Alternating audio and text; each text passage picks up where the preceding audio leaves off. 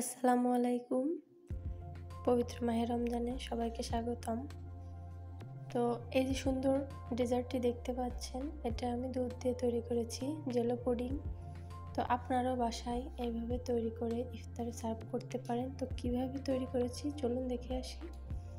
প্রথমে আমি একটা কাপে একটু দুধ নিয়ে নেব এবং তার মধ্যে দিয়ে দেব আধা চামচের মতো আগার আগার পাউডার। তো এটা দিয়ে আমি ভালোভাবে এটা গুলিয়ে নেব, দুধের সাথে সুন্দরভাবে মিশিয়ে নেব। তাহলে পরে দুধের ভিতরে দিলে এটা দলা পাকে না। তো আমি একটা হাঁড়িতে আধা লিটার মতো দুধ নিয়েছি আর এর মধ্যে দিয়ে দেব আধা কাপের মতো চিনি। চিনিটা দিয়ে আমি ভালোভাবে মিশিয়ে নেব এবং একটা বলক তুলে নেব। এ পর্যায়ে ওই যে মেশানো দুধটা ওইটা এর সঙ্গে দিয়ে সুন্দরভাবে মিশিয়ে নেব।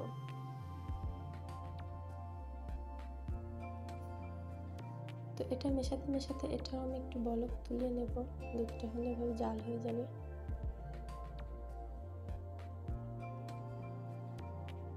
তারপর এটা আমি একটা পাত্রে ঢেলে নেব।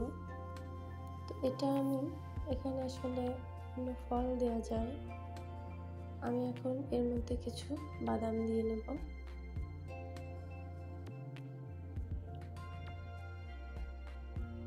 দিয়ে এটা আমি সেট হতে দেব, একটু জমতে দেব।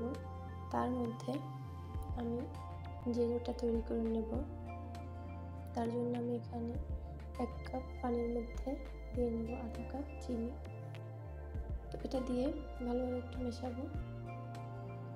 তারপর এর মধ্যে দিয়ে নেব আগার আগার পাউডার 1 চামচের মতো। তো এটা দিয়ে আবার একটু মিশিয়ে নেব। মেশানো হয়ে গেলে এর সঙ্গে আমি অ্যাড করে দেব একটু ফুড কালার। এখানে আসলে রুয়াবজাও দেওয়া যায়। তো ফুড কালারটা দিয়ে আমি একটু জাল করে নেব। তারপরে একটা কাপে ঢেলে নিয়েছি। এখন আমি এই যে দুধটা আমি জমতে দিয়েছি, দুধটা আমার জমে গিয়েছে।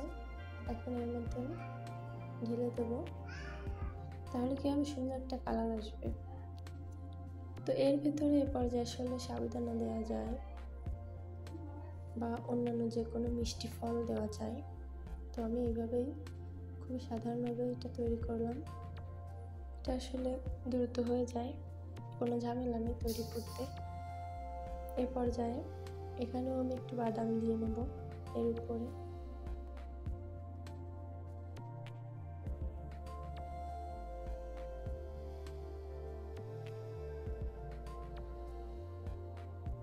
এখন একটা ঢাকনা দিয়ে ঢেকে ফ্রিজে রেখে দেবো 1 ঘন্টার জন্য। তো 1 ঘন্টা পর দেখুন এই অবস্থা। এখন আমি একটা প্লেটে ঢেলে আপনাদের দেখাচ্ছি কতটা সুন্দর হয়েছে।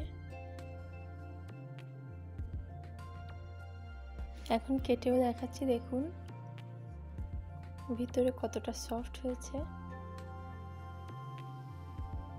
তো আপনারাও বাসায় এভাবে ট্রাই করবেন, খুবই মজাদার। আর বিশেষ করে গরমের সময় এ ধরনের খাবার খুবই ভালো লাগে।